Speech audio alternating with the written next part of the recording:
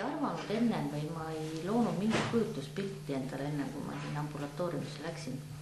Aga üks, mis sai selgeks, on see müstiline maja. Seal on selline tunne, et väljast vaadates on ta väike, aga kui sisse lähed, siis sa vaatad, et seal on veel 2 maja sees. Et tõeline see ruum kuidagi pöördub ja väändub ja neid soppe ja neid kohti on fantastiliselt palju. Et see oli esimene üllatus, mis oli, et ma tean, et ma käisin mitu korda üles alla ja vaatasin väljastpoolt maja, et kuigi mul ema ja arhitekt, et peaks oskama ruumi lugeda, et ma ikka päris mitu korda uurisin, et mis müstiline maja see on. Et see on esimene mulje.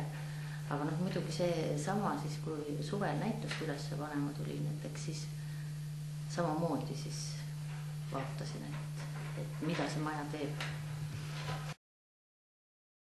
Kulges väga meeleolukalt selleks, et ma olin arvestanud täpselt, et üsna keeruline on keraamikat üldse üles panna näitusele, et kuna sul ei ole vaja mitte seinapinda, vaid sul on vaja aluseid, kui sul on siis kas siis mitte ainult põrandale panda, vaid suuri objekte. Aga kuna ma olin näinud, ma teadsin, kui suur see ruum on ja mis seal on, siis ma olin ju ennem juba varakult valmistunud, kuna minu hea Sepast poeg siis disainis mulle fantastilised alused vineerist ja siis keermelattidest, metallist ja siis mul läks üsnagi kergelt või see oli üsna tore päev oli, kui me näitust üles panime. Mulle meeldis see seltskond, kes, ühed on need, keda ma tean, enda tuttavad, aga need ambulatooriumi sõbrad, kes siis ilmselt käivad ka paljudel näituste avamisel ja ma üllatusega leidsin seal palju enda tuttavad ja sõpru, kes on kuskilt teistelt elualadelt ja mingil muul põhjusel ma olen nendega kokku puutunud, aga siis ma meeldiva taaskohtumisel nägin, et ambulatoorium on see, mis neid seob. Üks, mida oli ka see, et küsisid, et mida ma mõtlesin või seda, kui ma seda maja nägin, siis minu silmes või unistustes tuli fantastiline selline loomemaja või loomekeskkond, kus siis tulevikus, kui on need tingimused, katus peal, aknad ees ja valgus, et sinna saaks tulla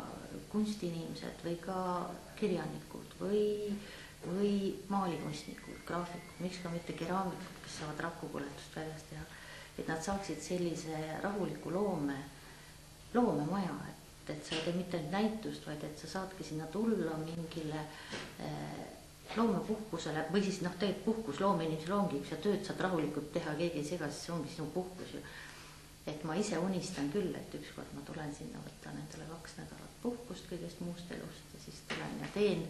seal keraamikat või siis ka mingit muud tehnikat ja siis lõpuks, mis lõpeb siis näitusega. See hoopis pluss, et ta kaugel on selleks, et kui sa